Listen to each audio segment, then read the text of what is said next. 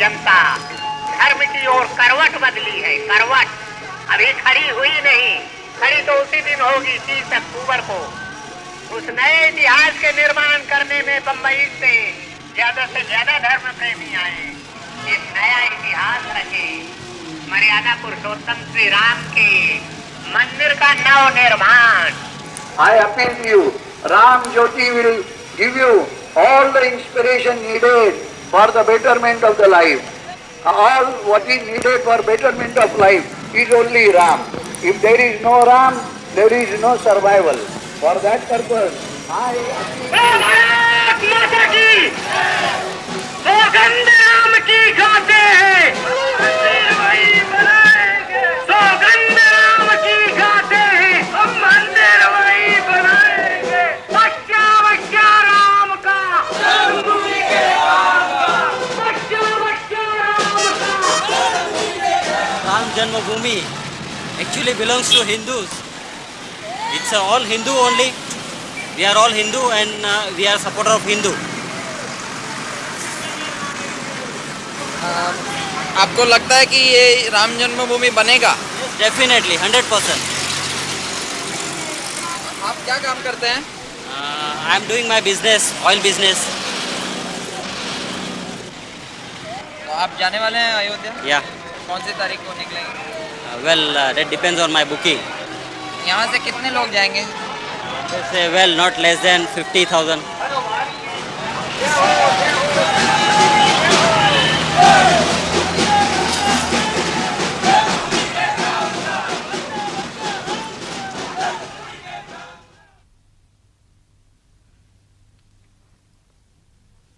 അയോധ്യയിലെ ബാബറി മസ്ജിദ് നിർമ്മിച്ചത് 1528 ഹിന്ദു രാജദൈവമായ രാമന്റെ അപദാനങ്ങൾ ജനകീയമാക്കിക്കൊണ്ട് ഏതാണ്ട് 50 വർഷങ്ങൾക്കു ശേഷം തുളസീദാസ് രാമായണത്തിന് അദ്ദേഹത്തിന്റെ വ്യാഖ്യാനം രചിച്ചു തുടങ്ങി.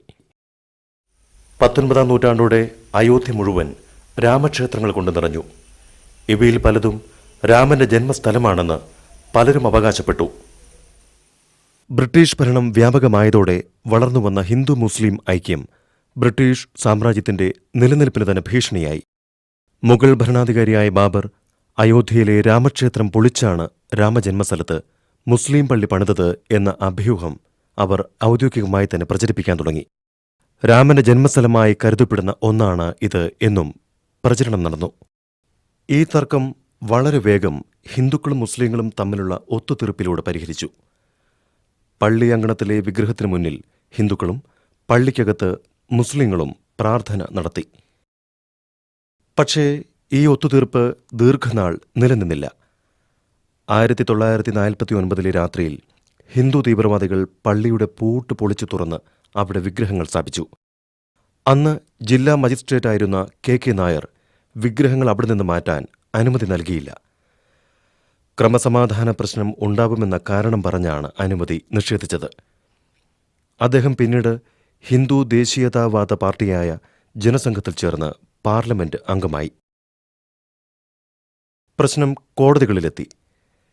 ഹിന്ദുക്കൾ പള്ളിക്ക് പുറത്തുള്ള ഒരു വിഗ്രഹത്തിനു മുന്നിൽ കോടതി നിയമിച്ച പുരോഹിതന്റെ നേതൃത്വത്തിൽ ആരാധന തുടർന്നു. ഇന്ന് ഹിന്ദു തീവ്രവാദികൾ ആവശ്യപ്പെടുന്നത് കോടതി വിധി എന്തായാലും അവിടെ പള്ളി പൊളിച്ചു തന്നെ രാമനു വേണ്ടി ബൃഹത്തായ ഒരു ക്ഷേത്രം പണിതേ തീരൂ എന്നാണ്. ലോകമെമ്പാടും പള്ളിക്കകത്ത് രാമന്റെ വിഭ്രമാത്മകമായ പ്രത്യക്ഷപ്പെടലിനെപ്പറ്റി വീഡിയോ ടേപ്പുകളും മറ്റും ഉപയോഗിച്ച് ആസൂത്രിതവും വ്യാപകവുമായ പ്രചാരണം നടന്നു.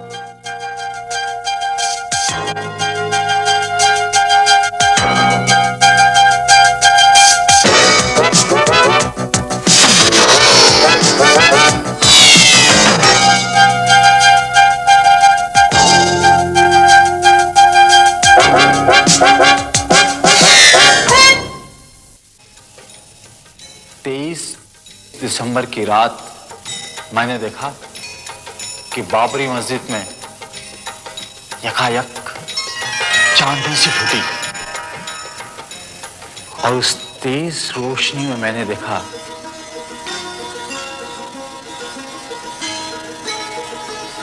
कि एक 4-5 साल का बेहद खूबसूरत लड़का खड़ा है। जब बेहोशी टूटी तो मैंने देखा कि सदर दरवाजे का ताला टूटकर जमीन पर पड़ा था। सिंहासन पर बुत रखा हुआ था और लोग आरती उतार रहे थे। 22 दिसंबर 1949 की रात्रि में भगवान श्री राम लला अयोध्या में अपनी जन्मभूमि पर प्रकट हुए। भय प्रकट कृपाला दीन दयाला कौशल्या हितकारी। ആരോ കണ്ട ആ വിഭ്രാന്തിക്ക് പല വ്യാഖ്യാനങ്ങളുമുണ്ടായി. അയോധ്യയിൽ പള്ളിക്കകത്ത് രാമവിഗ്രഹങ്ങൾ കൊണ്ടുവച്ച പുരോഹിതരിൽ ഒരാൾ ഇന്നും ജീവിച്ചിരിപ്പുണ്ട്.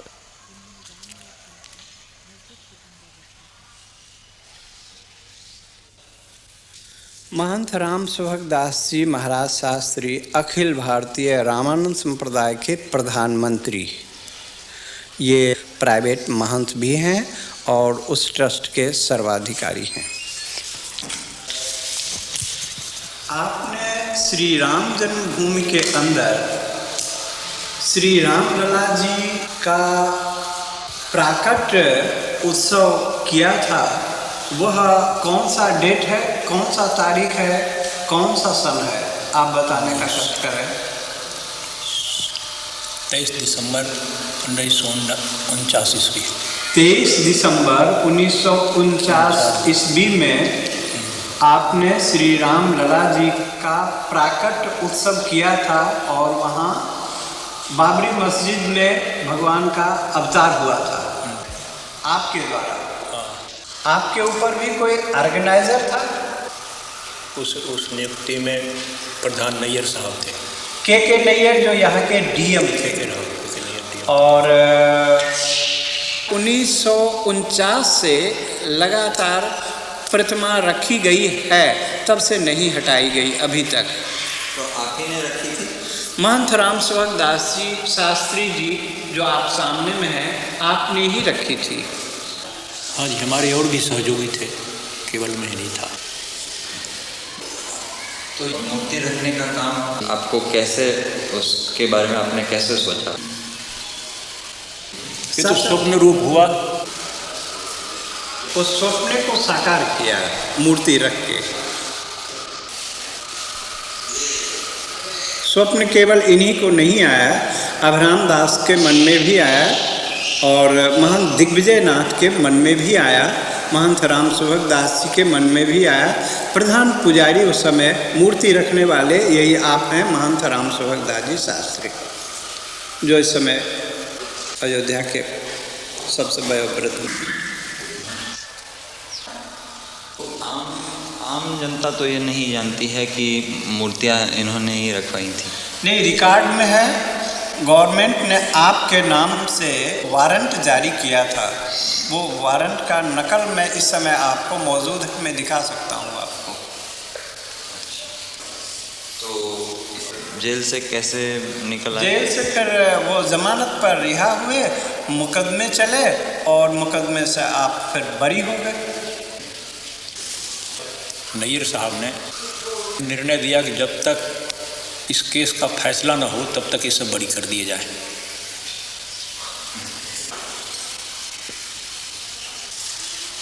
मेरा जो प्रारंभिक काम था कि भगवान राम उसमें स्थापित हों, इस सिद्धांत लेकर जितना काम करना था मैं किया। अभी बोलने पे मुझे गवर्नमेंट बंद भी कर सकती है इसलिए मैं बोलता हूँ नहीं।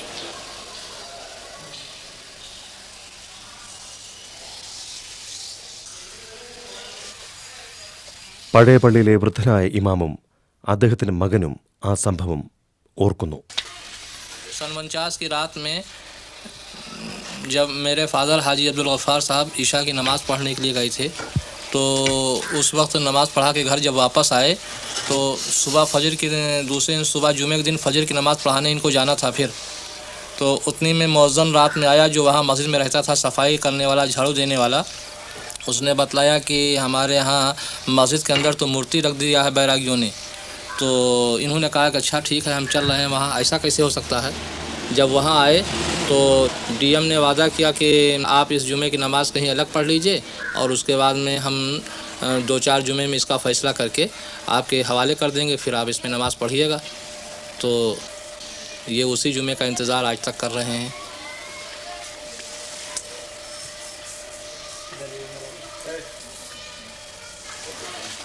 आपकी उम्र क्या है? हाँ, आपकी उम्र कितनी है? 84 वर्ष।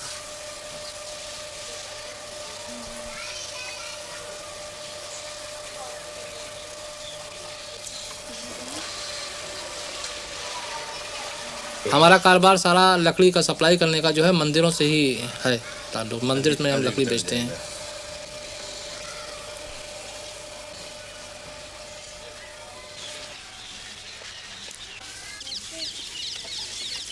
हमारे यहाँ के डिप्टी कमिश्नर साहब, जिनका नाम है नैयर, इन्होंने उसमें बुत रखा दिया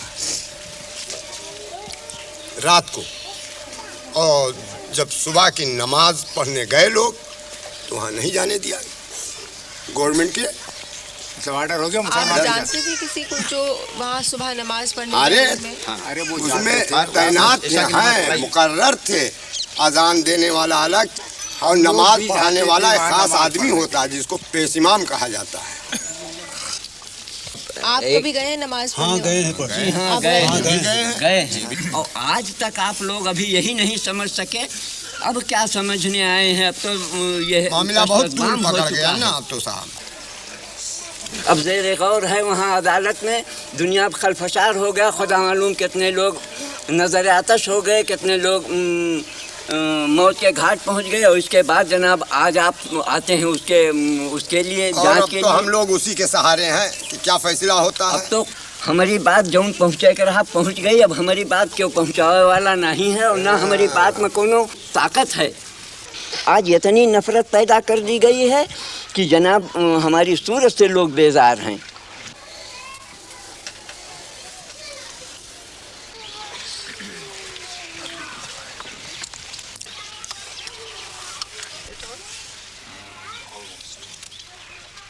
ആയിരത്തി 1986 സർക്കാർ ഹിന്ദു മതമൗലികവാദികളെയും മുസ്ലിം സമുദായത്തെയും ഒരുപോലെ പ്രീണിപ്പിക്കാൻ ശ്രമിച്ചു.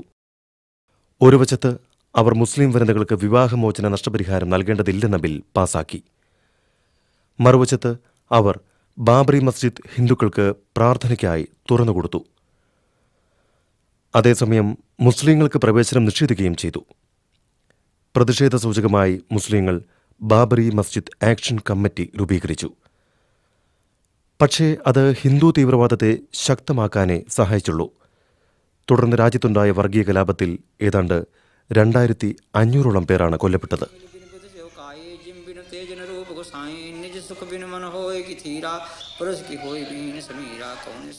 പൂജാരിയായ ലാൽദാസ് വിവാദ സ്ഥലമായ രാമജന്മഭൂമി സ്ഥലത്ത് കോടതി നിയമിച്ച പുരോഹിതനാണ്. प्रधान पुजारी हूँ और 10 साल से कार्यरत में हूँ। व्यवस्था मेरे हाथ में है और अभी तक मैं उस मंदिर की व्यवस्था देखते चला रहा हूँ। तो ये जो विश्व हिंदू परिषद ने मंदिर बनाने का कार्य शुरू किया है, इसके बारे में आप क्या सोचते हैं? ये तो एक राजनीतिक मुद्दा है। विश्व हिंदू परिषद ने जो कार्यक्रम चलाया है, मंदिर तो बनाने के लिए कोई रोक नहीं था। फिर हमारे यहाँ ऐसा कोई विधान नहीं है कि हम भगवान को अलग हटा करके किसी जगह रखे जाएं, क्योंकि भगवान जहाँ विराजमान हमारे होते हैं हम उसको मंदिर ही मानते हैं। हमारे यहाँ हिंदू परंपरा ही है, चाहे वो किसी भी मकान में रख दिए जाएं तब भी हम उसको मंदिर ही कहते हैं, क्योंकि भगवान जहाँ विराजमान है वो मंदिर ही होता है। फिर अलग से मंदिर बनाने का कोई औचित्य नहीं है। अगर अलग से भी बनाया जाता तो उस इमारत में जिसमें भगवान विराजमान हैं हम उसको तोड़ना भी नहीं चाहते हैं। और जो लोग तोड़ना चाहते हैं वो इस मुद्दे को लेकर तोड़ना चाहते हैं कि पूरे हिंदुस्तान में एक तनाव की स्थिति पैदा हो और हिंदू मत जो है हमारे पक्ष में हो। उनको ये चिंता नहीं है कि कितना बड़ा जनसंहार होगा, कितने लोग मारे जाएंगे, कितने कटेंगे, कितनी बर्बादियाँ होंगी, या जो मुस्लिम बाहुल क्षेत्र में हिंदू रहते हैं उनकी क्या परिस्थिति होगी। हमारे देश के सामने तमाम ऐसी समस्याएं हैं कि 1949 से आज तक किसी मुसलमान ने वहाँ कोई अवरोध नहीं पैदा किया। लेकिन जब इन्होंने यह नारा दिया कि बाबर के संतानों से खून का बदला लेना है, तब पूरा देश जो है वो दंगाग्रस्त हो गया और कम से कम हजारों लोग इसमें मारे गए, मौत के घाट उतार दिए गए। लेकिन तब भी इन लोगों ने ज़रा सा यह महसूस नहीं किया कि यह तनाव जो देश में फैल रहा है, हिंदू मुस्लिम की जो एकता आज हमारे देश में बनी हुई थी, तमाम मुस्लिम शासकों ने मंदिरों को जो जागीरें दी, आज जानकी घाट में माफीनामा मिला, हनुमानगढ़ी के बहुत से भाग मुसलमानों के बनाए हुए हैं, फकीर राम जी का मंदिर मुसलमानों का माफीनामा है। ये तमाम जो जागीरें मुसलमानी शासकों द्वारा मंदिरों में दी गई और अमीर अली और बाबा रामचरण दास के जो समझौते थे कि हम हिंदू और मुसलमान दोनों एक मिल करके रहेंगे, उसी जन्मभूमि के पाठ में दो भाग किया गया कि एक तरफ मुसलमान नमाज पढ़ेंगे, एक तरफ हिंदू पूजा करेंगे। ये सारी बातें जो थी उस पर इन लोगों ने पानी फेर दिया।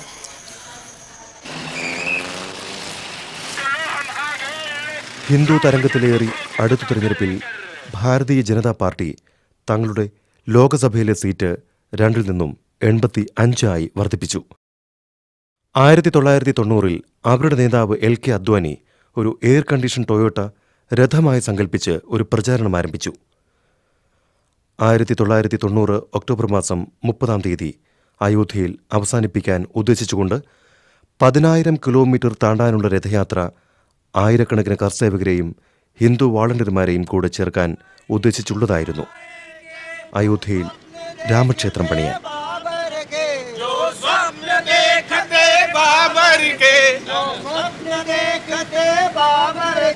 जो स्वप्न देखते बाबर के अरमान मिटा कर मानेंगे, अरमान मिटा कर मानेंगे। जो खेल रही है आंगन में इस बेल कुचल कर मानेंगे, इस बेल कुचल कर मानेंगे। हम मंदिर वही बना तो केवल झांकी है, काशी मतलब बाकी है। ये तो केवल झांकी है, काशी मतलब बाकी है। बच्चा बच्चा राम का भूमि के काम का, बच्चा बच्चा राम का भूमि के काम का, बच्चा बच्चा राम का।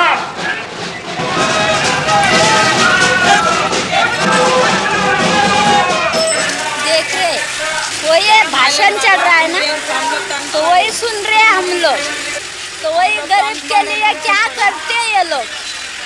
अभी हम लोग ऐसे फुटपाथ पर रहते, म्यूनसिपालिटी आती तोड़ डालती, फिर क्या करेंगे। बारिश में बच्चे लोग लेके सोते, स्टेशन में जाते तो भगा देते पुलिस लोग।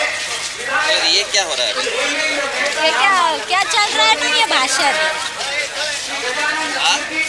चल रहा है ना। के बारे में अभी हमको क्या मालूम, इतना मालूम रहता तो बता देते। हम पढ़े इंसान नहीं है, क्या करेंगे। वो क्या चल रहा है क्या नहीं हमको मालूम भी नहीं।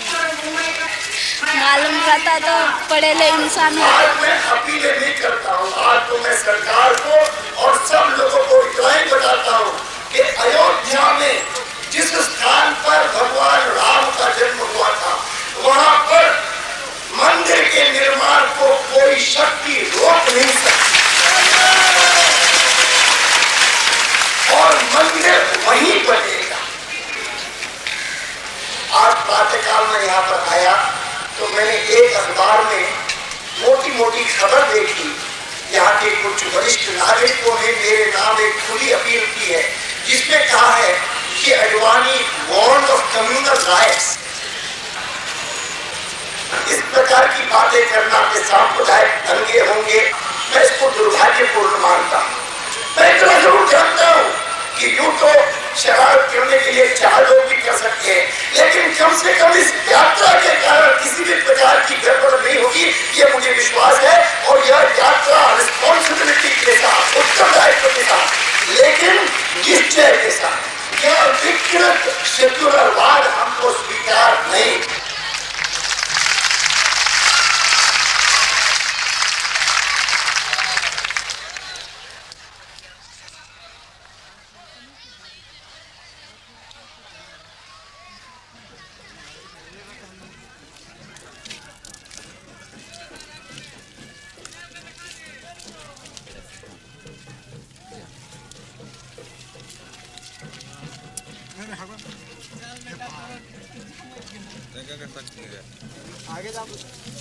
तैयारी तो देखिए रहे हैं, बहुत धूमधाम से हो रही है।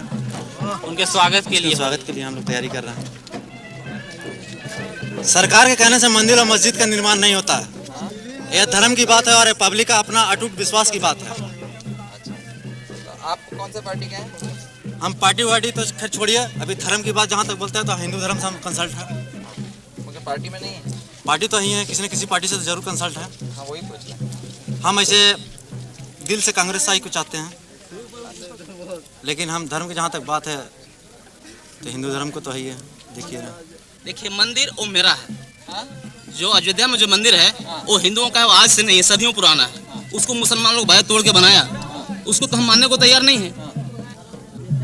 ये लोगों का कहना है कि यहाँ पे दंगा फसाद होने की संभावना है। हाँ देखिए, दंगा फसाद तो हर हाल में होगा ही, हो तो कोई उसका परवाह नहीं है, क्योंकि मंदिर मेरा है और मेरा पूर्वज का है आदिकाल से, और मंदिर वहाँ रहेगा ही।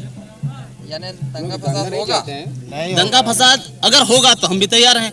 हम शांति चाहते हैं, लेकिन अगर मेरे रास्ते में कोई रुकावट आएगा तो उसको छोड़ेंगे भी नहीं। रही जात की बात, यहाँ कौन से जात के हैं ज़्यादातर लोग? आप कौन से जात के हैं? हम आते हैं फॉरवर्ड में। हाँ फॉरवर्ड में नहीं बैकवर्ड फॉरवर्ड में बैकवर्ड में साव जिसको बोलते हैं ना, बढ़िया केसरी बोलो। सबसे पहले तो संघ बना है आरएसएस, उसके बाद विश्व हिंदू परिषद बना है, और बजरंग दल तो विशेष करके राम जन्मभूमि के मुद्दे पर बनाया गया। जैसे ये यूथ विंग है विश्व हिंदू परिषद का बजरंग दल, भारतीय जनता पार्टी, विश्व हिंदू परिषद, बजरंग दल पूरा एक संघ परिवार है। ये बजरंग दल मतलब ये है एक हिंदुओं का युवा शक्ति एक साथ एक नाम से संगठित हो, जैसे कि राम जी का वानर सेना था। तो आप क्या काम करते हैं? हम अभी लॉ कर रहे हैं। हाँ लॉ कर रहे हैं, वकालत। और आप? जी मैं इलेक्ट्रिशियन हूँ, ऐसा काम करते हैं आपसे। मेरा अपने इलेक्ट्रिक की दुकान है। इलेक्ट्रिक की दुकान है, इलेक्ट्रिक बिजली इलेक्ट्रिक। क्यों आए आप इसमें? हम लोग जो भी विश्व हिंदू परिषद के ऊपर गलत नज़र देगा उसके लिए हम लोग उसका कोई भी कुछ भी कर सकते हैं उसके साथ। यानी क्या? जैसे उसके साथ अगर मारपीट का समय आया तो मारपीट किया जाएगा, बातचीत का समय आया अगर बात से काम चल जाता है तो बात से ही हम लोग निपट लेंगे, नहीं तो उसके साथ हम लोग बाध्य होकर के मारपीट करने के लिए भी तत्पर रहेंगे। यानी किनसे लड़ाई करनी पड़ेगी? जो भी हमारे हिंदू धर्म के विरोधी हो,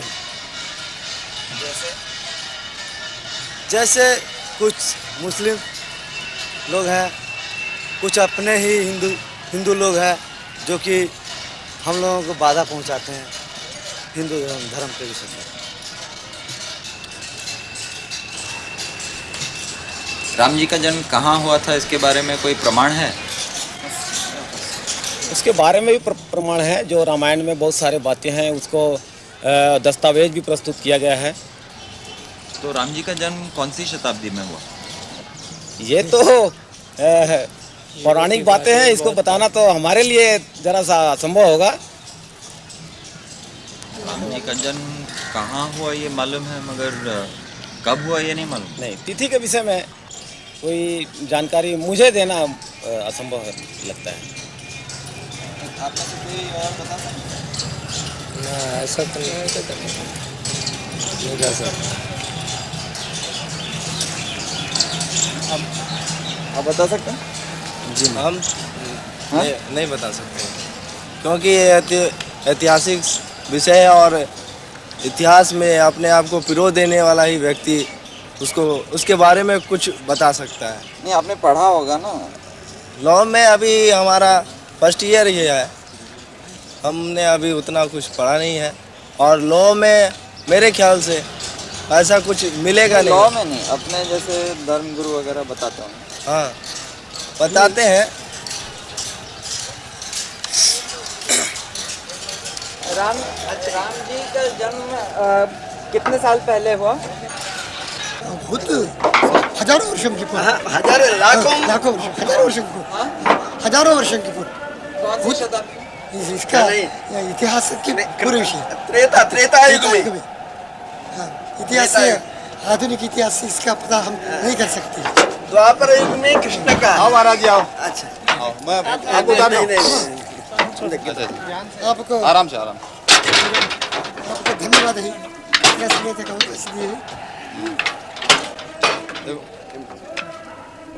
हाथ भी नहीं लगाने देना।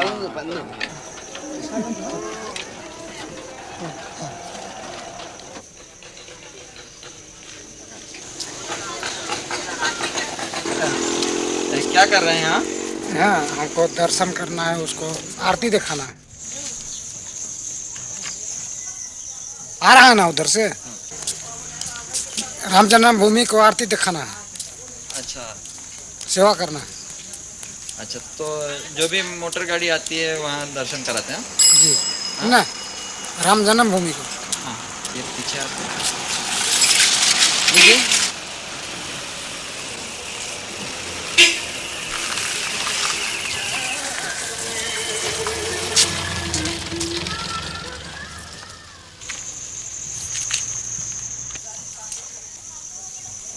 मंदिर आएगा उधर से।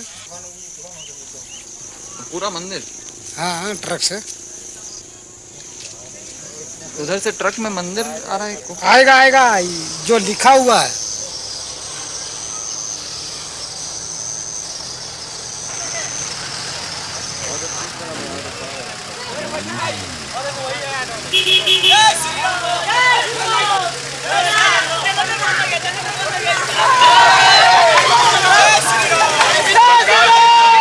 अधिकारियों को अडवाणी जी की ओर से खास धन्यवाद। आपने बहुत अच्छी, ये सामने नहीं गाड़ी रहेगी, सामने गाड़ी नहीं रहेगी, कोई गाड़ी हमारे रथ के सामने नहीं। जय श्री राम। चलिए।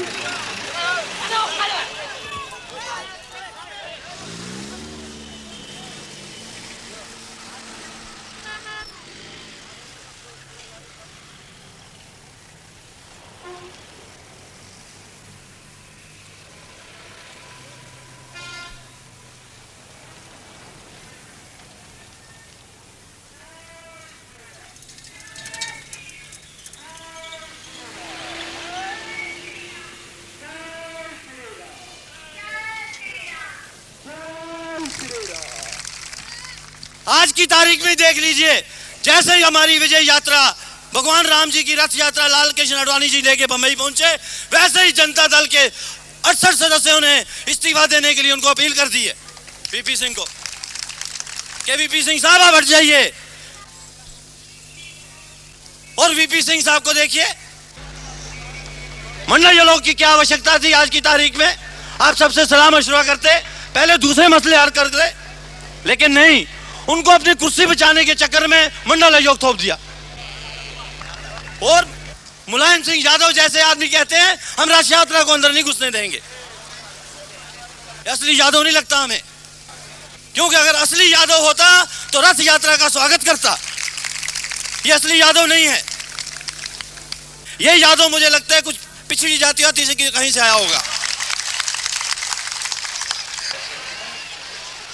മണ്ഡൽ കമ്മീഷൻ റിപ്പോർട്ട് നടപ്പാക്കാനും പിന്നോക്ക വിഭാഗക്കാർക്ക് ജോലി സംവരണം ചെയ്യാനുള്ള സർക്കാരിന്റെ നീക്കത്തെ സവർണ ഹിന്ദു വിഭാഗങ്ങൾ എതിർത്തു വരികയായിരുന്നു. അവരുടെ വിദ്വേഷം ബിജെപിക്കും രാമക്ഷേത്രത്തിനുമുള്ള പിന്തുണയായി മാറി.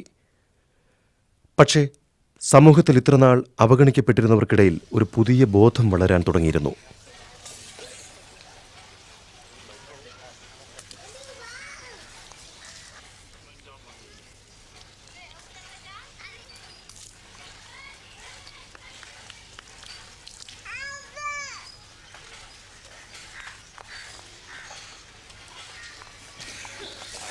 मैं गोमती नगर की रहने वाली हूँ और नाम मेरा भगवान देवी है। सिलाई का काम, कपड़ा की दुकान भी है, दोनों दुकानदारी में करती हूँ।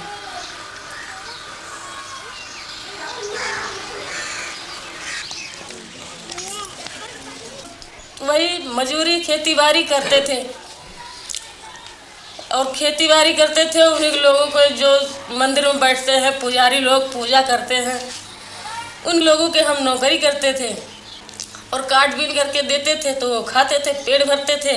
और जब गल्ला घर में भर ले तो कहें बाहर ही हटो, आप छूत हो, गल्ला हमारे घर अब आ गया है, अब आप छूत हो, चलो भागो यहाँ से, हमारे घर में कदम नहीं रखना, क्योंकि उनके घर में गल्ला आ चुका है।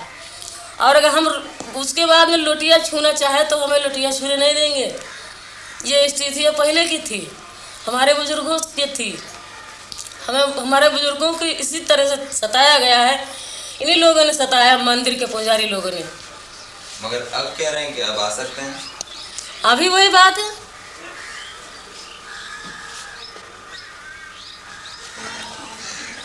यहाँ काश होता रहा, हम काश करने वाले 45 साल की मेरी उम्र है। आज कितने साल हुई जिस वक्त अंग्रेज गया है, तो अगर तोड़ना जिसको रहा है तो वही से हटा दिया होता। न जाने कब बना। आज हम चार छः बार अयोध्या जा चुके हैं और वहाँ पर मंदिर और मस्जिद बराबर बना है। तो जब नारा बोलते हैं कि हिंदू मुस्लिम भाई भाई, आपस में सब भाई भाई, तो जब भाई भाई हो आज 40 साल और पता नहीं कितने साल पहले से बना, तो अब उसमें क्यों मंदिर तोड़ दिया जाए, क्यों मस्जिद तोड़ दी जाए? दोनों बने रहे। जैसे हम हिंदू भाई एक जगह बैठते हैं तो हम दोनों भाई रहे। वो भी देवता हैं, वो भी देवता हैं, हम दोनों को मानते हैं। मुस्लिम भाई उसमें नमाज़ पढ़े, हम उसमें पूजा करें। हमारी समझ में ये आता है। और उसमें एक बिगाड़ने से कोई नतीजा हल नहीं होना है, और सिवाय नुकसान, जनता पर नुकसान होना। आप कौन सी जाति हैं? हम रैदास चमार जिसको कहते हैं वही है।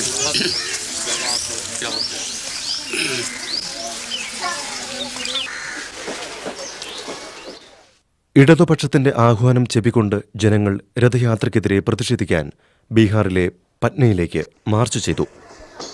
43 साल के आज़ादी के बाद में भी महंगाई आज आसमान को छू रही है, बेकारी आज करोड़ों नवयुवकों की है, भूखमरी और गरीबी, आधे से अधिक लोग आज भी उस लक्ष्मण रेखा के नीचे हैं।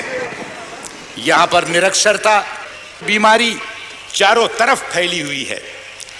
मगर मालूम होता है पिछले कुछ महीनों से कि मानो इस देश में इनमें से एक भी समस्या ऐसी है ही नहीं। एकमात्र समस्या अगर कोई है तो वो है मंदिर और मस्जिद की। बिरथ रघुबीरा के नाम पर एक रथ पर चढ़कर एक पक्ष के नेता उनका चुनाव चिन्ह कमल को लेते हुए और भारतीय जनता पार्टी का ध्वज लहराते हुए देश भर में रथ यात्रा करते हुए घूम रहे हैं। तो ये किस लिए घूम रहे हैं? बीजेपी के लिए वोट बटोरने के लिए। अगला चुनाव अगर आवे तो 88 का 188 किस तरह किया जाए, इस बात पर सोचने के लिए।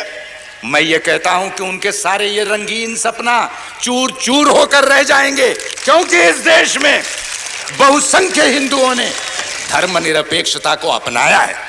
अगर आज ये भारत एक धर्मनिरपेक्ष देश के रूप में है, इसका बहुत बड़ा श्रेय इस देश में बसने वाले 85% हिंदुओं को बेशक जाता है।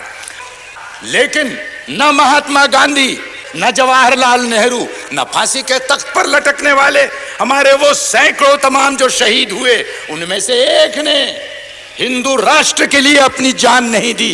इस बात को भुलाया नहीं जा सकता है। मगर ताज्जुब की बात है, हट है, मंदिर वहीं बनाएंगे और मस्जिद तोड़ करके ही बनाएंगे। इसमें राम की मर्यादा है। अयोध्या राम का जन्म स्थल है, माना। ये बात हिंदुओं का एक विश्वास, उनकी अस्मिता का सवाल है, इस बात को मैं मानता हूं। पर मैं ये कहता हूं कि मुझे कोई कह दे, अडवाणी जी या कोई और, कि अयोध्या का वो कौन सा चप्पा जमीन है कि जो राम की याद से पवित्र नहीं, ये मुझको वो कह दे। अयोध्या के कहीं भी जाकर के आप मंदिर बना लीजिए। हम में से हर किसी ने 1000 बार इस बात को मंजूर किया कि मंदिर आप बनाएं, बेशक अयोध्या में बनाएं, बेशक भव्य बनाए, मगर ये हट न करे कि मस्जिद टूटने पर ही वो मंदिर बनेगा, ये हट न करे। हम में से कोई लाल झंडे मानने वाले हो या कोई और भी हो, हम सब धर्मों की श्रद्धा करते हैं। एक धर्म की अस्मिता और अहंकार के नाम पर दूसरे धर्म की अस्मिता और आस्था आप तोड़ नहीं सकते, इस बात को ध्यान में रखिए। दोस्तों, हिंदू धर्म में सहिष्णुता है, असहिष्णुता भी है, मानवता भी है और जात पात की व्यवस्था भी है। और इसीलिए वर्षों से संत और महंतों ने अनेक प्रकार के सुधार लाने के प्रयत्न किए। जात पात व्यवस्था के खिलाफ उन्होंने अपनी आवाज बुलंद की, आज भी वो कायम पड़ा हुआ है। आज एक नया प्रयत्न चल रहा है कि इस देश के अंदर में जिनको प्रशासन से दूर रखकर कहा गया कि ये सिर्फ सेवा और चाकरी करने के सिर्फ इसी लायक हैं और किसी चीज के लायक नहीं हैं, आज एक प्रयत्न किया जा रहा है कि देश के कारोबार चलाने में उनको भी हाथ बटाने का मौका दिया जाए। लेकिन वही ताकतें जो हिंदू धर्म के अंदर कठमुल्लापन कायम रखना चाहते हैं, झंडा लहराकर मस्जिदें गिराना चाहते हैं, वही लोग इस देश के अंदर में वर्णाश्रम और जात पात के नाम पर भी जो है तो आज कस्में खा रहे हैं और उसके प्रयत्न कर रहे हैं। इनके चेहरों को देख लो, इनको पहचान लो, इनकी मनोवृत्ति को समझ लो। और इसलिए मैं कहूंगा कि यहां पर ये सारी लड़ाइयां एक तरह से जुट गई हैं कि मस्जिद कायम रहेगी, मंदिर जरूर बनेगा। इतना ही कहते हुए मैं अपनी बात को समाप्त करता हूं। मैं कहूंगा देशद्रोहियों सावधान, जाग उठा है राम भगवान। आपने कहना है देशद्रोहियों सावधान, जाग उठा है राम भगवान। मैं कहूंगा ये तो पहले झांकी है। आपने कहना है काशी मथुरा बाकी है। यह तो पहले झांकी है, काशी मथुरा बाकी है। इन्होंने तलवार दी थी भाई को, आज मैं उनको ये तलवार दे रही हूँ, उनके अभय के लिए, उनके निर्भय के लिए। एक बहन ने तलवार देना अपने आप में इतिहास बनता है। बोलो श्री लाल कृष्ण आडवाणी जी की, सौगंध राम की खाते हैं। LK आडवाणी जिंदाबाद, राम भक्त जिंदाबाद। और जोर से बोलिए भगवान श्री राम की। आप लोगों का बहुत बहुत धन्यवाद, नमस्कार।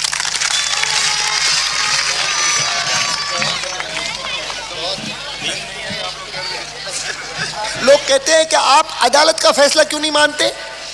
अदालत क्या इस बात का फैसला करेगी कि यहाँ पर राम का जन्म हुआ था कि नहीं हुआ था? आपसे तो इतनी आशा है, बीच में मत पड़ो, रास्ते में मत आओ, क्योंकि ये जो रथ है लोक रथ है, जनता का रथ है, जो सोमनाथ से चला है और जिसने मन में संकल्प किया हुआ है कि 30 अक्टूबर को वहां पर पहुंच करके कार सेवा करेंगे और मंदिर वहीं बनाएंगे, उसको कौन रोकेगा? कौन सी सरकार रोकने वाली है?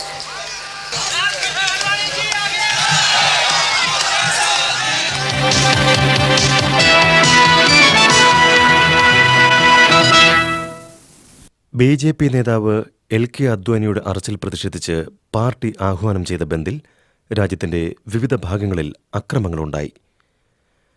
രാജസ്ഥാനിൽ കൊള്ളയും കൊള്ളിവെപ്പും തടയാൻ ജയ്പൂർ നഗരത്തിൽ സൈന്യം രംഗത്തിറങ്ങി. ഒരു പോലീസുകാരനടക്കം 5 പേർ കൊല്ലപ്പെട്ടു. ഗുജറാത്തിൽ VHP BJP ബന്ദിൽ 8 പേർ കൊല്ലപ്പെട്ടു. രാജസ്ഥാനിൽ ജയ്പൂർ, ജോധ്പൂർ, അൽവർ, നഗോർ എന്നിവിടങ്ങളിൽ വ്യാപകമായി അക്രമങ്ങളുണ്ടായി. രാജസ്ഥാനിൽ ഇതുവരെ 49 പേർ മരിച്ചതായി വാർത്താ ഏജൻസി റിപ്പോർട്ട് ചെയ്യുന്നു. सुढौरा कॉन्स्टिट्यूएंसी हरियाणा से मैं विधायक हूँ जनता दल से। अभी आज मैं पार्टी से रिजाइन कर रहा हूँ। ये मंदिर बनना चाहिए क्योंकि मुसलमान जो लोग हैं वो हमारे किराएदार हैं। 1947 में पटेल जी ने एक बात कही थी कि इन सालों को भगा दो, मोहम्मडन्स को हमने अपना घर खाली करा लेना है, बाई फोर्स, बाई हुक और बाई क्रुक हमने अपने मकान को खाली करा देना है। आती है करा कर रहेंगे। मंदिर बनेगा। विजय राजे सिंधिया हमारी माता जी, माधवराव सिंधिया की माता जी, मेरी माता जी, अटल बिहारी वाजपेयी, LK आडवाणी, विजय मल्होत्रा और आपके मदन लाल खुराना, हमारे सारे भारतीय जनता पार्टी से आज मैं पत्रकार सम्मेलन बुला रहा हूँ। शाम को मैं रिजाइन करूँगा। आज मैं भारतीय जनता पार्टी में शामिल हो जाऊँगा या कांग्रेस साई में। जनता दल आज मैंने छोड़ दिया। मैं विधायक हूँ, MLA हूँ हरियाणा से, ताऊ लाल के यहाँ से, लेकिन आज मैं मुलायम सिंह यादव के खिलाफ हूँ। मुलायम सिंह यादव मुझे अरेस्ट नहीं कर सकता, उसकी पावर नहीं। पंडित चिरंजी लाल MP करनाल से मेरे मामे हैं। सुषमा स्वराज मेरी सगी बहन है। आज मैं सरकार छोड़ रहा हूँ इनके गुंडापन से। अरे बाबर कौन था? घुसपैठिया था। अकबर कौन था? घुसपैठिया था। तो हमें बाबर को नहीं मानना, हमें राम को मानना है, जो कितने सालों से हमारे देश के अंदर राम राज्य था, दशरथ के बेटे थे। हम राम जन्मभूमि को अपना मान्यता देते हैं। राम जी बताते हैं कि सुबह से पी के रखना नहीं, गलत। ये पृथ्वी के अंदर तो दुई रचना हाँ, जी, वो सोमरस है। हम हाँ।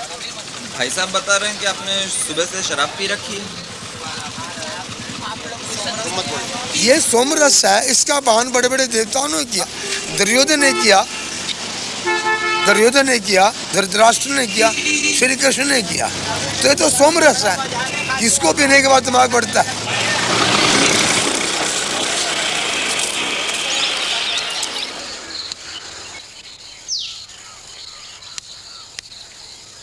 हम तो कहीं फैसला हुए वही ठीक है। वो अपना मस्जिद बनाओ, हम लोग अपना जो है हाँ, मंदिर बनाए। आप अपना मस्जिद अपने भाई बनाए, है ना? भाई कोई विशेष बात नहीं। हाँ। अब इतनी दोनों फरीकन में इतना जुझ है। हाँ।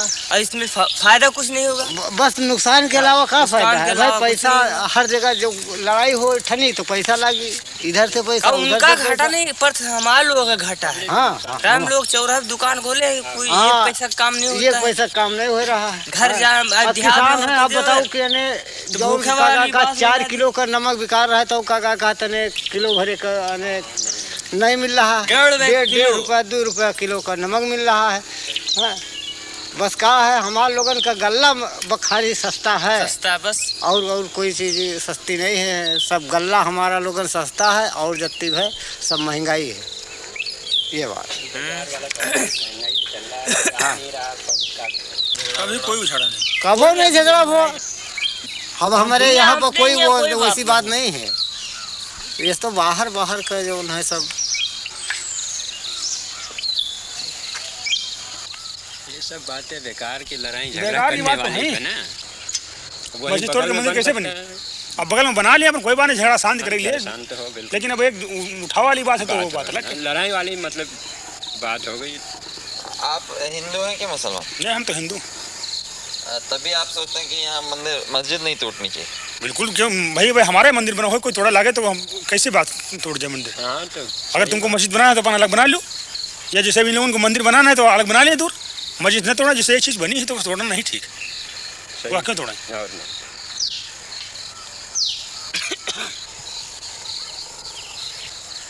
आप लोग कौन से जाते हैं? कर्म लोहार, मतलब लोहे का काम करना है। तो आप में से कोई ब्राह्मण राजपूत तो नहीं? नहीं, इसमें ब्राह्मण कोई नहीं। हाँ? ब्राह्मण कोई नहीं। ब्राह्मण लोग तो चाहते हैं मंदिर टूट के मंदिर बन जाए, सीधा मामला उनका यही है और कुछ नहीं। उनका माहौल ही है।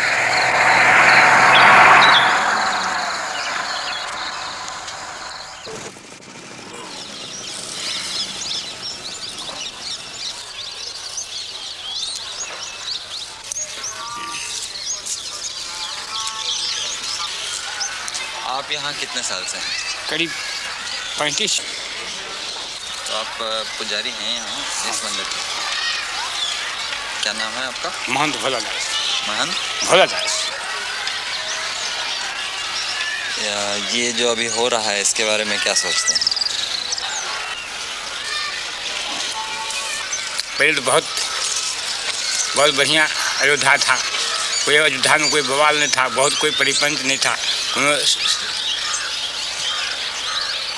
एकदम भगवान को नगरी शांत स्वभाव था। अब तो बवाली बवाल बवाली बवाल बवाली बवाल चलता है।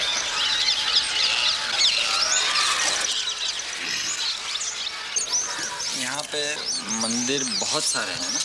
हम मंदिर बहुत है। पुरानी जमाने के 5000 मंदिर है। आप तो घर घर मंदिर है, घर घर सब मंदिर है। जो 2 कोठरी बनाए जो भगवान को मंदिर बनवा लिए हैं।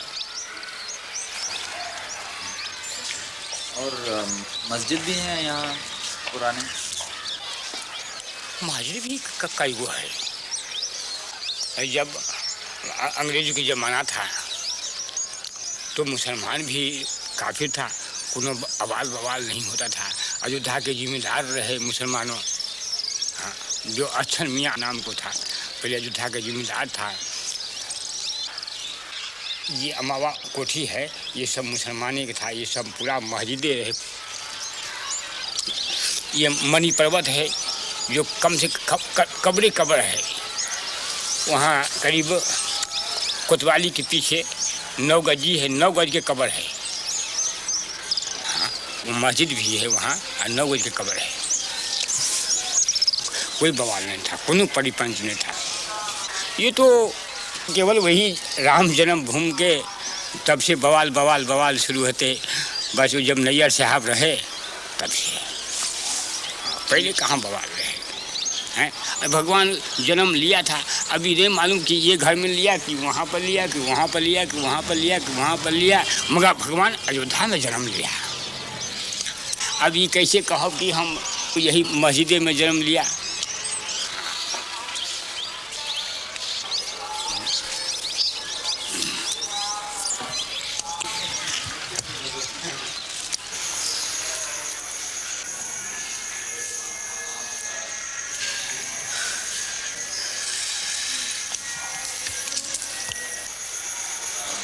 आज तक जो पूरे हिंदुस्तान के अंदर में इस तरह से दंगे फैलाए गए, ये मात्र एक सांप्रदायिकता का दंगा कुर्सी और पैसे के लिए फैलाए गए, न कि ये राम जन्मभूमि के। मैं तो ये कहना चाहता हूँ, मैं राम जन्मभूमि मंदिर का पुजारी हूँ। मैं बिल्कुल सत्य कह रहा हूँ आपसे कि आज तक विश्व हिंदू परिषद के लोगों ने वहाँ पर एक माला भी नहीं चढ़ाया, भगवान की पूजा अर्चना तक उन लोगों ने नहीं करवाया वहाँ पर। और बल्कि उन्होंने व्यवधान डाला। हमने हाई कोर्ट में रिट दायर किया और रिट दायर करके तब वहाँ की भोग व्यवस्था चालू करवाया। तो यहाँ की जनमानस ने कभी इसको स्वीकार नहीं किया। लेकिन इसमें कुछ किराए के साधु जिनको पैसा चाहिए, पैसे पर खरीदे गए, रामशिलाएँ घुमाई गईं। उसके उन रामशिलाओं को उन लोगों ने अपना कमरा, अपना मकान बनाना शुरू किया और काफ़ी जनभावनाओं को उन्होंने दोहन करके और बड़ी बड़ी बिल्डिंगें तैयार कर ली। करोड़ों अरबों रुपए इन लोगों ने इकट्ठा किया, विभिन्न बैंकों में इन्होंने डाला और लाखों रुपया उन्होंने व्यक्तिगत अपने खाते में इन लोगों ने डाला। तो लोगों की हत्याएं हो जाएं, लोग नष्ट हो जाएं, इससे इनको कोई मतलब नहीं। इनको मतलब पैसा मिले, कुर्सी मिले।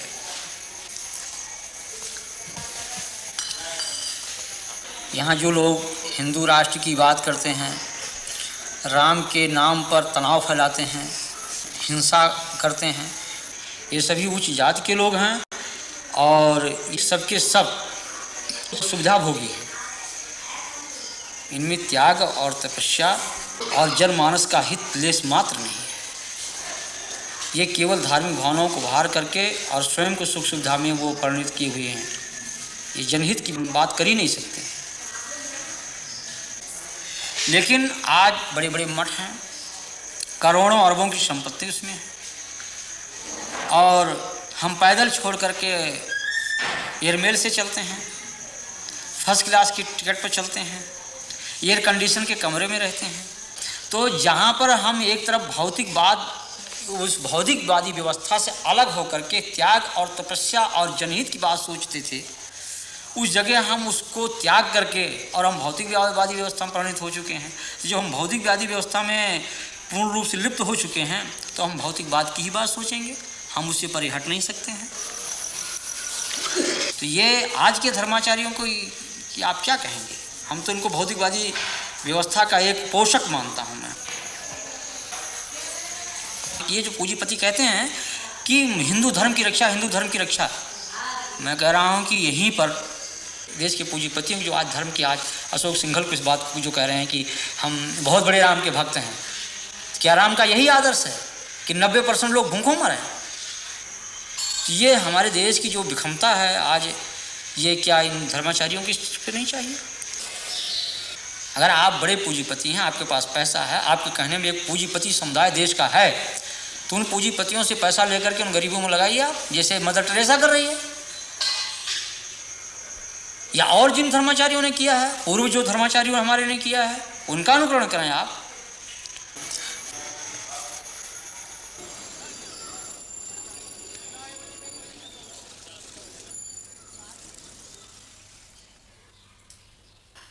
मैं इनकम टैक्स डिपार्टमेंट में डिप्टी कमिश्नर हूं। पिछले साल मार्च 2 को मैंने विश्व हिंदू परिषद के जो अकाउंट्स हैं उनके बारे में जानने के लिए इनको सम्मन्स जारी किए थे। अशोक सिंघल समेत जो लोग इनका हिसाब देखते हैं उनको भी दिए गए थे। 24 घंटे के अंदर अंदर विश्व हिंदू परिषद का एक बहुत बड़ा डेमोन्स्ट्रेशन 28 लोधी एस्टेट पे प्रधानमंत्री के बाहर हुआ। उसी दिन मेरा मद्रास तबादला कर दिया गया और तब जो सरकार थी उन्होंने उस पूरी इंक्वायरी को दबा दिया, फिर मुझे सस्पेंड कर दिया गया। विश्व हिंदू परिषद के बारे में दो तीन चीजें मुख्य मुद्दे मैं देख रहा था। एक तो ये कि क्या इनके पास बाहर से पैसा आया है कि नहीं आया है। विश्व हिंदू परिषद ने रिजर्व बैंक ऑफ इंडिया को अप्लाई किया था कि हमें बाहर से पैसा लाने दिया जाए, क्योंकि बाहर से उनकी बहुत सारी ब्रांचेज उनके मंदिर के लिए पैसा भेजना चाहती हैं। रिजर्व बैंक ऑफ इंडिया ने इनको ये परमिशन नहीं दी, क्योंकि ऐसे ऑर्गेनाइजेशंस जो देश के अंदर या तो तोड़फोड़ की कार्रवाई कर रहे हो या राजनीतिक कार्यों में लगे, उनको ऐसी परमिशन नहीं दी जाती और विश्व हिंदू परिषद को ऐसी कोई परमिशन नहीं दी गई थी।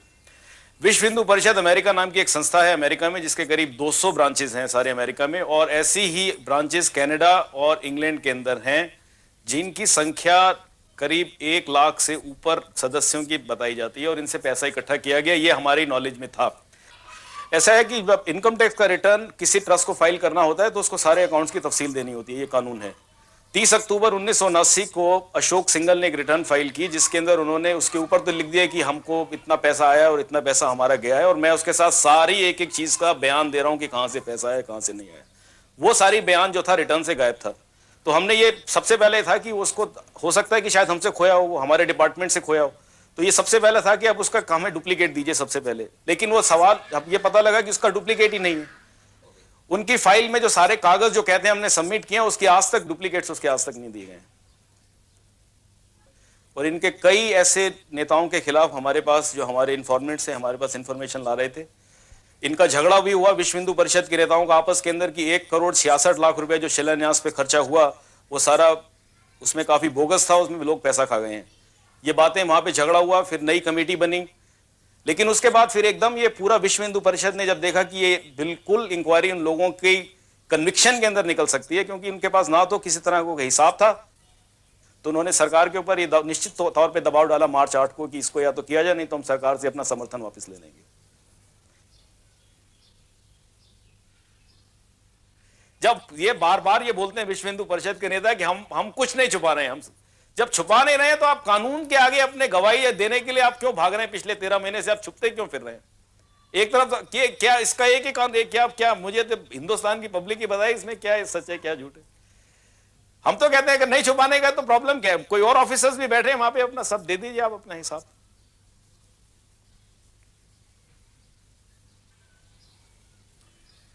मैं बाहर से जब पढ़ के आया था वापस, तो इसी ख्याल से आया था कि शायद देश के लिए कुछ करूंगा, लेकिन इस देश में होना है। मैंने एमबीए पास किया था अमेरिका से, मैं सब छोड़ के अपना काम छोड़ के मैं हिंदुस्तान चला आया था यहाँ पर। अगर एक कानून इंप्लीमेंट करने वाले ऑफिसर को अगर आप उसके साथ ऐसा करेंगे तो इस देश में कोई कानून नहीं रहेगा, ये हम बता सकते हैं। अगर हमारे साथ जो हुआ है, हम आपको बता दें, इस देश के अंदर ये एक फाउंडेशन डल गई है हमारे साथ जो हुआ है कि इस देश के अंदर कभी कानून नहीं रहेगा। क्योंकि अगर जो कानून वाले ऑफिसर्स के साथ ये किया गया जो मेरे साथ हुआ है, तो इसका यही नतीजा है कि देश के अंदर कानून हमेशा के लिए खत्म हो गया। मैं तो ये समझता हूँ, मेरे को तो कोई उम्मीद नहीं है कि ऐसे कुछ इस देश का कोई होगा भविष्य। मैं चाहता हूँ भविष्य हो, लेकिन मैं इस बारे में मेरे को तो नहीं लगता कि अब कुछ भविष्य रहा है इस देश के अंदर।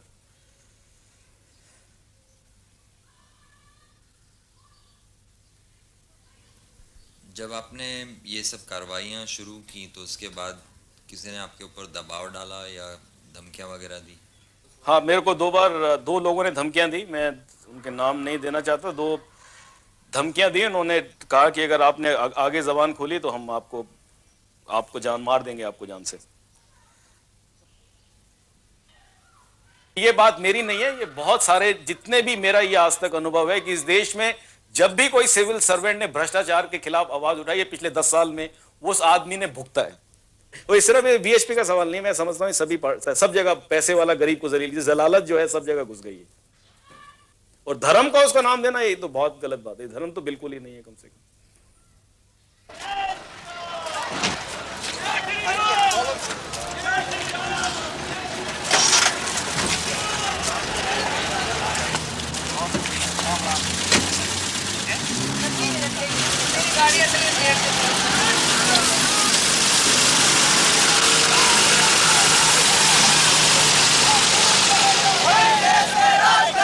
हिंदू हित का काम करेगा, हिंदू हित का काम करेगा,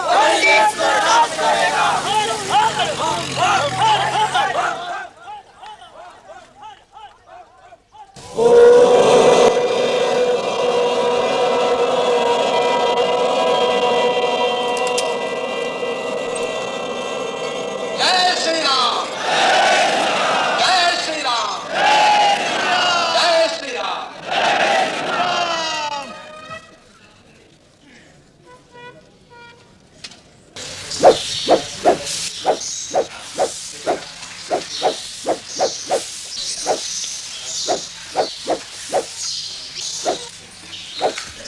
तीस अक्टूबर को हिंदू पहुंचेगा, सरजू में एक बूंद जल नहीं रहेगा, वो खून की धारा से नदी बहेगी और सारा अयोध्या रक्त रंजित हो जाएगा। हल्दी घाटी अयोध्या बनेगी, ये इम्फाल का मैदान अयोध्या बनेगा, जलियन बाग कांड का उदाहरण अयोध्या प्रस्तुत होगा। बोलो राम जन्मभूमि की जय, काशी विश्वनाथ की जय। मारेंगे मर जाएंगे, मंदिर वहीं बनाएंगे, मारेंगे मर जाएंगे, मंदिर वहीं बनाएंगे।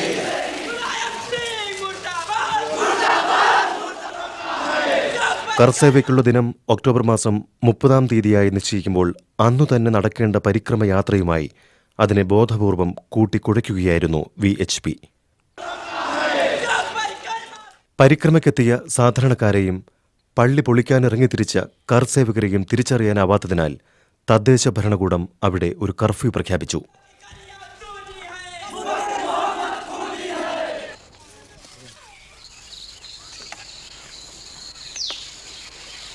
कल क्या होगा? कल ये होगा कि हमारी मौत होगी।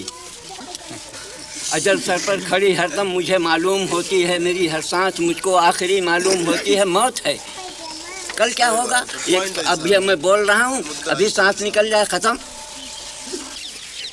देखिए ना, जयपुर को जला दिया, फूंक दिया, बर्बाद कर दिया। सारा भारत हमारा जल रहा है इसी एक प्रॉब्लम पर। नहीं सकता कि हमारे आपके ताल्लुकात में कोई फर्क आएगा, लेकिन आज ऐसा कि हम एक दूसरे से भय कर रहा है, डर रहा है। बोलते घबराता, आदि बात करते घबराता है, मिलते दूसरे एक दूसरे मिलते हुए घबराता है। ऐसी भावना खराब कर दी गई हिंदुस्तान की, भारतवर्ष की, कि इसका जवाब ही नहीं मिलता है साहब। पैकर्मा करने तो हम तमाम मुसलमान जाते थे शौकिया, कुछ यारी दोस्ती में। भाई से मेरे ताल्लुकात, उनका भैया चलो, हमने चलो भैया, क्या फर्क पड़ता है पैकर्मा करने में। पानी पिलाते थे। अब इतने से बच्चे क्या है ना, हमारा पैकर्मा रोक दिया साहब। धार्मिक मामला ऐसा होता है कि हम आप एक थाली में बैठ कर खाएं, लेकिन जहाँ मामला आया बाबरी मस्जिद का, जन्मभूमि का, तना क्या आप उधर खड़ी हुई, मैं इधर खड़ा हो गया। ना बहन रही ना भाई रहा। गांव के जो हिंदू हैं उनकी क्या इसमें? हमारे मन में कोई फर्क नहीं, जैसे हम लोग हैं वैसे वो लोग, और ना उनमें भी खड़े हैं। ये वो पीछे लोग खड़े हुए हैं, भैया खड़े तो हैं सब। यहाँ की जो आबादी है जी, इसमें हिंदू मुसलमान का कितने हिंदू है, कितने मुसलमान? यहाँ बराबर बैठे हैं, मगर मेरे गांव में हिंदू मुसलमान की भावना कोई ऐसी नहीं ना कि हम हिंदू है या मुसलमान है। मेरे यहाँ शादी ब्याह होता है, वो परसते हैं, हम खाते हैं, हम परसते हैं, वो खाते हैं। मतलब दोनों पार्टियों में एकदम भाई बंदी और वो है भाईचारा है। तो हमारे गांव में तो कोई ऐसी बात ही नहीं ना। तो इस माहौल में भी वो भाईचारा? जी हाँ, हमारे यहाँ कायम है, हमारे यहाँ कायम है भाईचारा। आसपास के गांव जितने हैं यहाँ पे अयोध्या के 10, 15, 20 किलोमीटर एरिया में, उसमें सांप्रदायिक आपको बहुत कम मिलेंगे। और जब तक यहाँ बाहर के असामाजिक तत्व नहीं आएंगे तब तक यहाँ झगड़ा होने कोई सवाल नहीं ना। हाँ, जिस टाइम असामाजिक तत्व आ जाएंगे उस टाइम तो झगड़ा होना है। आज जनता को सूचित किया जाता है कि शहर में कर्फ्यू पूरी तरह से लागू कर दिया गया है। कोई भी व्यक्ति कर्फ्यू का उल्लंघन करता हुआ पाया गया तो उसके खिलाफ सख्त से सख्त कार्रवाई की जाएगी और बल प्रयोग किया जाएगा। आम जनता को सूचित किया जाता है कि शहर में कर्फ्यू पूरी तरह से लागू कर दिया गया है। जय श्री राम, जय श्री राम, जय श्री राम, जय श्री राम, जय श्री राम। जान नहीं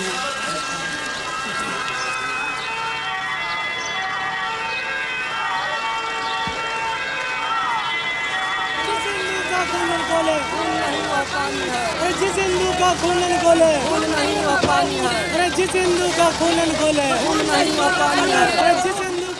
ഒക്ടോബർ മാസം 30-ാം തീയതി അയോധ്യയിലെത്തിയവർ സരയൂ പാലം കടന്ന് അവിടെ പ്രവേശിക്കും മുൻപ് അറസ്റ്റ് ചെയ്യപ്പെട്ടു. ഹിന്ദുത്വത്തിനു വേണ്ടി തങ്ങളെ തുണയ്ക്കാനാണ് കർസേവകർ പോലീസിനോട് ആഹ്വാനം ചെയ്തത്.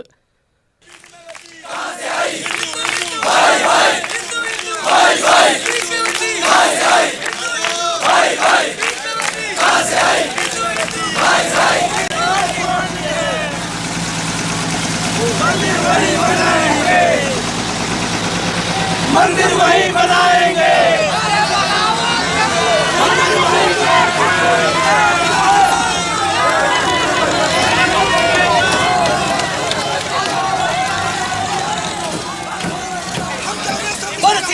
रामचंद्र महाराज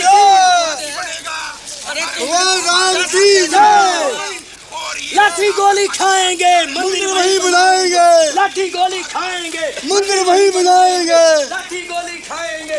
एक 462 साल पहले एक लुटेरे ने आकर अगर हमारे मंदिर को ध्वस्त किया है तो ये हमारे माथे पर कलंक है। अगर ये बाबरी मस्जिद रहेगी तो हिंदुओं पर ये कलंक हमें अपनी गुलामी याद दिलाता रहेगा। अरे हम इसको को उठा कर रहेंगे। ये गुलामी का चिन्ह है, इसे हम खत्म करेंगे, चाहे खून से करें चाहे गोलियों से करें। और मस्जिदें 3,500 करेंगे बड़ी बड़ी। अरे भगवान भी तो हम ही हैं। भगवान का रूप हमारे अंदर है। हम जाएंगे तो मस्जिद भी तोड़ेंगे।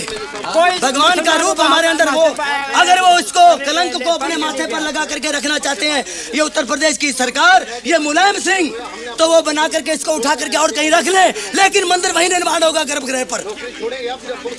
गर्भगृह के ऊपर ही मंदिर निर्माण होगा। लेकिन अब पंजाब की तरह से हम अपने हाथों में रिवॉल्वर पकड़ेंगे। हम गवर्नमेंट सर्वेंट के अध्यापक हैं, लेकिन आप छोड़ देंगे कलम और पकड़ेंगे रिवॉल्वर। एक गौर कीजिए कि महात्मा गांधी को भी गोली किसने चलाई? गोडसे ने। गोडसे कौन था? हिंदू। हाँ, क्यों चलाई? क्यों चलाई? अगर सरकार का यही रवैया रहा तो हर आदमी गोडसे ही बन जाएगा फिर तो।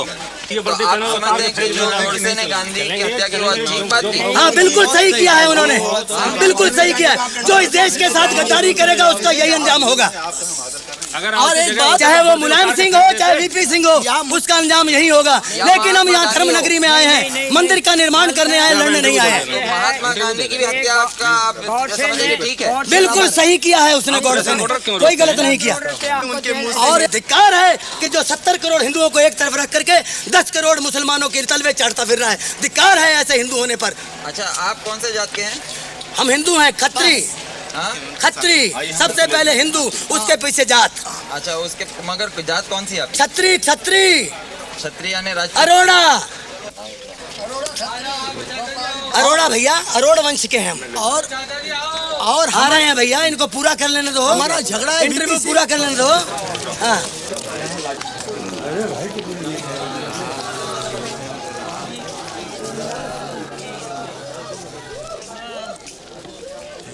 आप कहाँ से आए? डिस्ट्रिक्ट एटा। और क्या करते हैं? हम पंडा हैं गंगा जी के। आप क्या करने आए हैं? परिक्रमा देने। परिक्रमा देने हैं? हाँ। और कार सेवा के लिए भी आए कि नहीं? हाँ? हाँ, सिर्फ परिक्रमा करने? सिर्फ परिक्रमा। तो आपको मालूम था कि यहाँ पे कार सेवा भी ये लोग कर रहे हैं राम जन्मभूमि हाँ, के ये लिए मालूम है, मगर हमको जब कर्फ्यू खुल गया और जब हमको कल भी हमने सुना कि परिक्रमा लगेगी तो फिर हम आए। यानी आपको ये मंदिर के और मस्जिद के झगड़े से कोई लेना देना कोई लेना देना नहीं। आपको फर्क नहीं पड़ता कि मस्जिद भी रहे और मंदिर भी रहे? कोई नहीं, हम तो जाकर मंदिर में ठहरेंगे। एक मंदिर में, यहाँ एक मंदिर है सागरिया पट्टी में, वहाँ ठहरेंगे। अच्छा हाँ। तो आप ये नहीं कह रहे कि मंदिर वहीं बनाएंगे? कौन?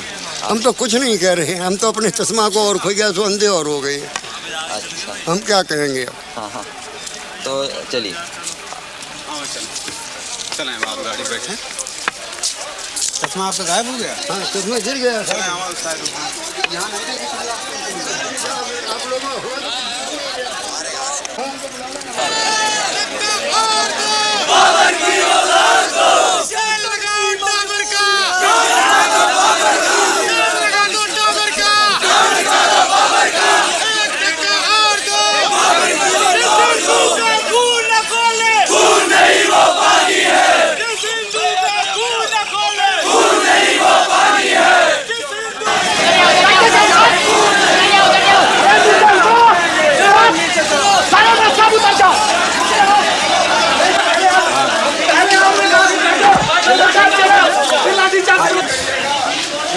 कैसे जाने दो भाई।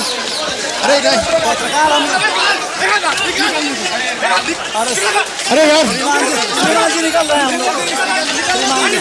श्रीमान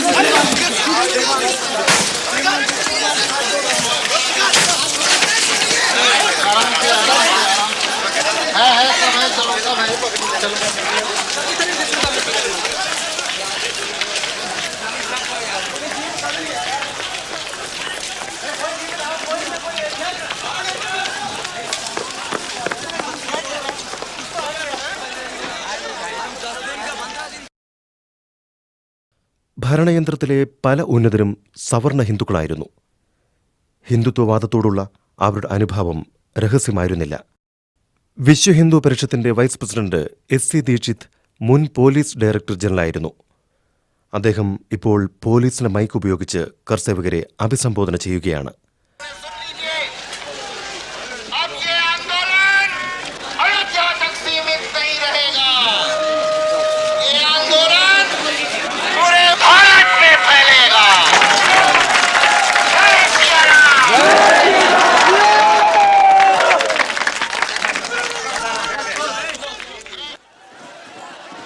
പ്രസംഗം അവസാനിച്ച നിമിഷങ്ങൾക്കകം അത് പോലീസിലും ചലനമുണ്ടാക്കി. ബാരിക്കേഡുകൾ തകർത്ത് കർസേവകർ പള്ളി അങ്കണത്തിൽ പ്രവേശിച്ചു.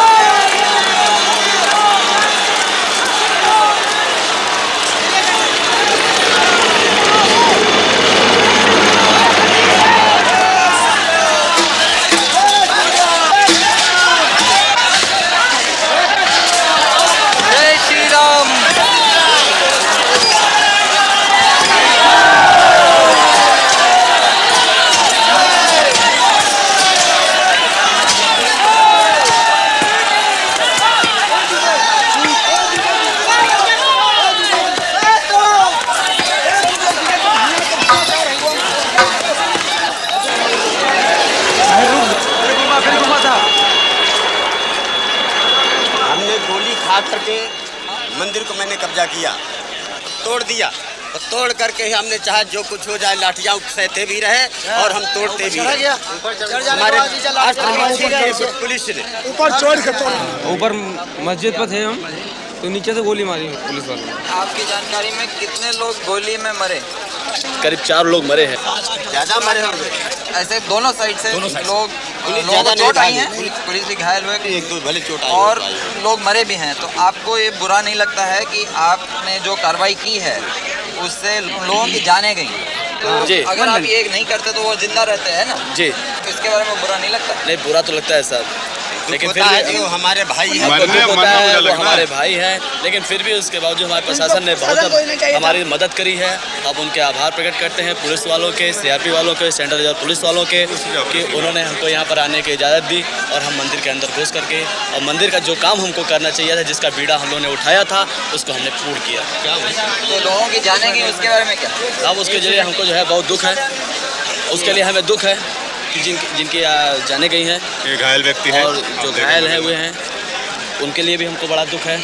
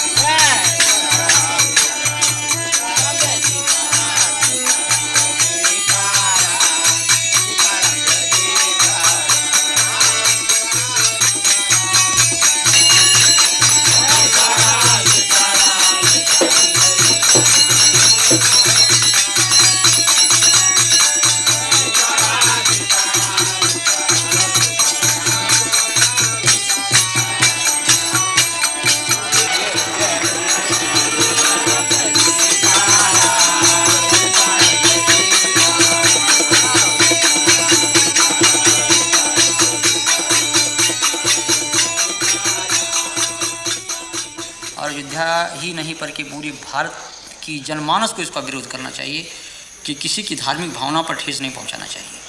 हम किसी के दिल को तोड़े नहीं, हमारा धर्म ये राव नहीं करता है, इस चीज़ को कभी अनुमति नहीं देता है।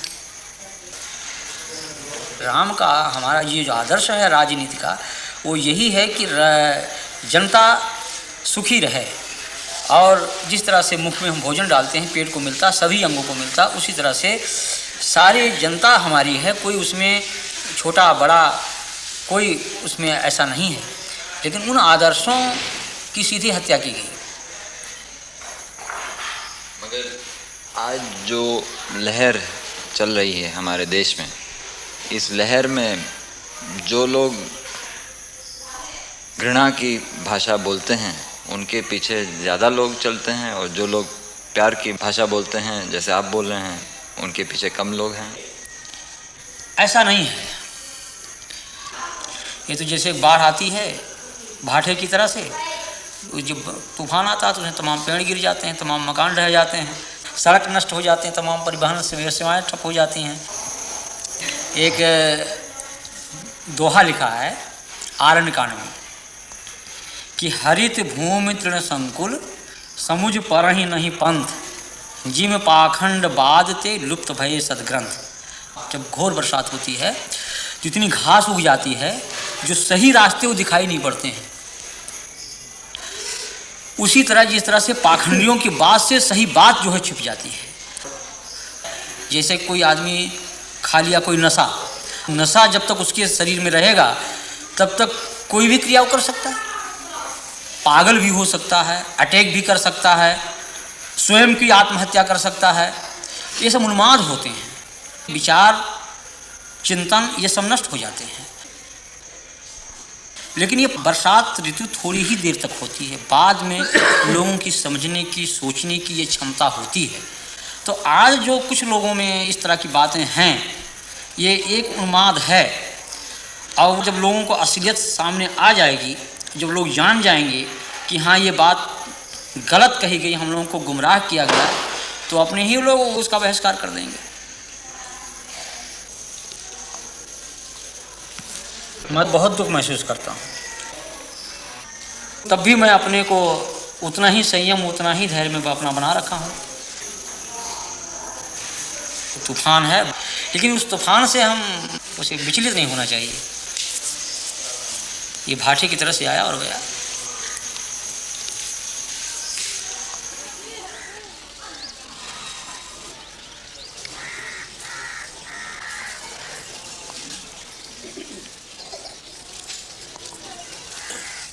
मंदिर के अंदर हमें जाने ही नहीं दिया जाता है। तो मंदिर से हमें क्या लाभ है?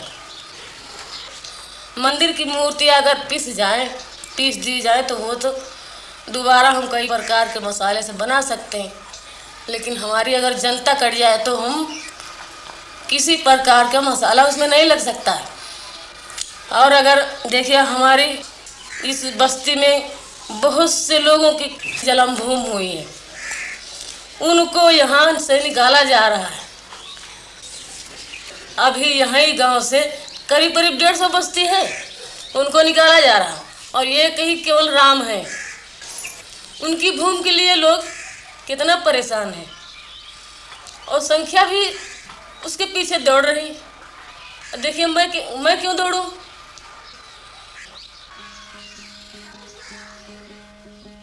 साधु देखो जग बौराना, साच कहो तो मारन धावे, झूठे जगपतियाना।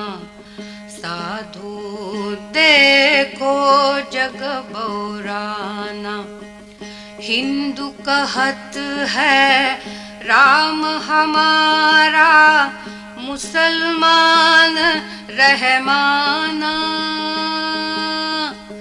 आपस में दो लड़े मरत हैं, मर्म कोई नहीं जाना, मर्म कोई नहीं जाना। माला पहिरे टोपी पहिरे, छाप तिलक अनुमाना। बहुतक देखे पीर औलिया, पढ़े किताब कुराना। करे मुरीद कबर बतलावे, उनहु खुदा न जाना, उनहु खुदा न जाना। या विधि हंसत चलत है हमको, आप कहावे स्याना। कहे कबीरा सुनो भाई साधो, कहे कबीरा सुनो भाई साधो, इनमें कौन दीवाना, इनमें कौन दीवाना। साधु देखो जग बौराना, साधु देखो जग बौराना।